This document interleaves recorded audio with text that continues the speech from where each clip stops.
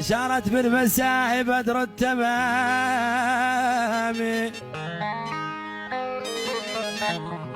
ولكنها رمتني بالسام.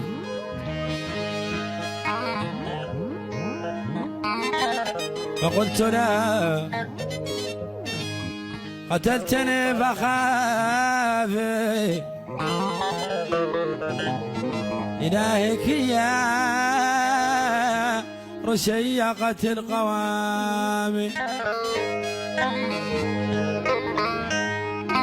فقالت ما القوام؟ فقلت غصن غرد فوقه فرخ حمام.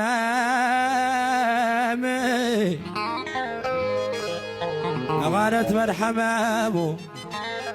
فقلت طائر يذكرني بأحباب الكرام. فقالت ما الكرام؟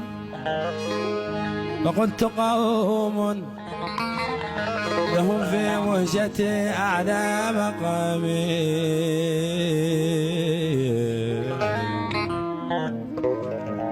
قالت ما المقام؟ فقلت ربع تحلي واستمعي كلام.